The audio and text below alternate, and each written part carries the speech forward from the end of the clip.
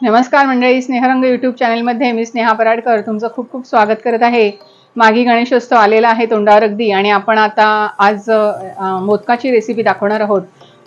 मोदक किती केले आणि किती खाल्ले तरी समाधान होत नाही, बाप्पाच्या नावाखाली आपल्यालाच खायचे असतात ते। तर आपण आज पारंपरिक जे कोकणातले तांदळाच्या पिठाचे मोदक असतात तर ते आपण करून दाखवणार आहोत। तर सगळ्यात प्रथम असे करणार आहोत, तर 2 चमचे मी तीळ घेणार आहे।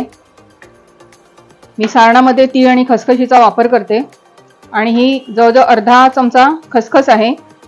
थोडीशी परतून काढायची दोन्ही। 1 चमचा तूप घालणार आहोत, आणि हे थोडे ड्रायफ्रुट्स घेतले आहे तर मी याच्यावर परतून काढणार आहे। आता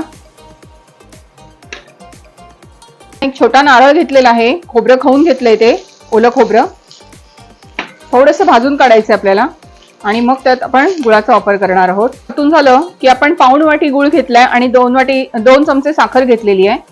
साखर नाही घातली तरी चालेल, मी गुळामध्ये थोडीशी साखर वापरते।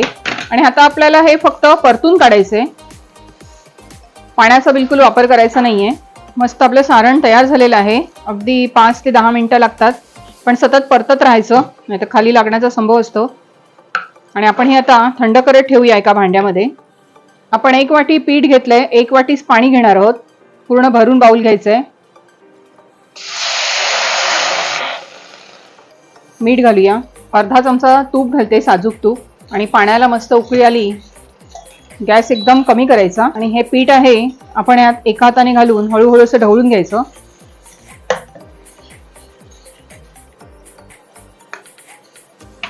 गॅस आता आपण काढून टाकायचंय, आणि त्या गरम पाण्यावर ते आपोआप शिजलं जाईल।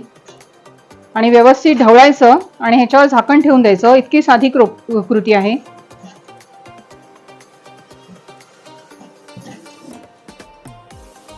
आणि आता आपण याच्यावर झाकण ठेवून एक छान वाफ काढून घ्यायची। गॅस बंद करून टाकलेला आहे मी।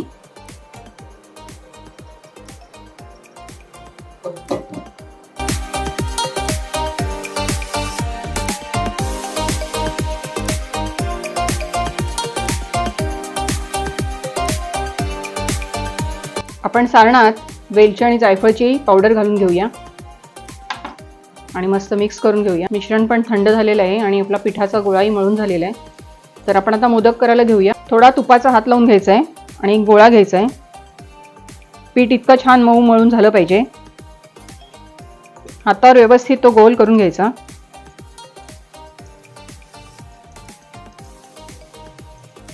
पीठ व्यवस्थित मळलेलं असेल ना तर पारी पण छान होते।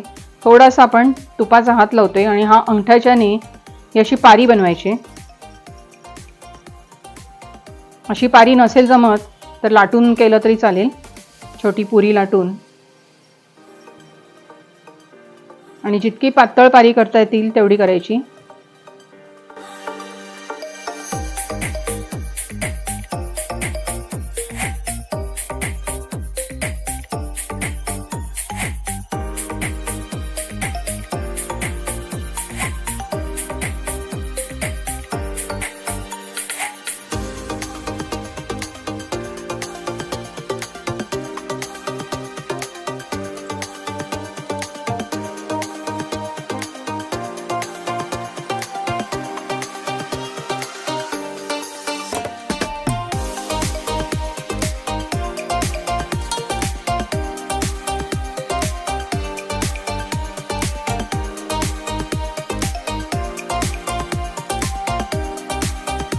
आपण एका पातेल्यामध्ये पाणी असं गरम करत ठेवलेलं आहे, आणि वर आपण चाळणी आहे, आणि चाळणीला थोडंसं तुपाचा हात लावून घ्यायचा, म्हणजे खाली चिकटणार नाही।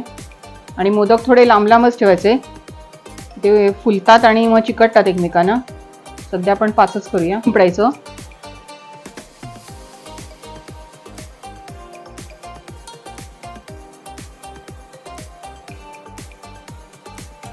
पाण्यात बुडवून जरी ठेवला तरी चालतो। आणि आता वर झाकण ठेवून द्यायचंय। मस्त असे लुसलुशीत गुबगुबीत अगदी मोदक झालेले आहेत, आणि आपण ते काढून घेऊया। आता ही चाळणी थोडा आपण थंड करत ठेवायचं, आणि नंतर ते काढून घ्यायचे, आणि मग दुसरे परत केलेले आहेत ते आपण ठेवूया। कोकणाची पारंपरिक रेसिपी, अगदी तांदळाच्या पिठाचे मोदक पारंपरिक पद्धतीने करून दाखवलेले आहेत आणि आता येणाऱ्या माघी गणेशोत्सवाला नक्कीच करून बघा आणि रेसिपी आवडली तर लाईक करा, शेअर करा, सबस्क्राईब करा आणि माघी गणेशोत्सवाला स्नेहरंग परिवारातर्फे खूप खूप शुभेच्छा. धन्यवाद.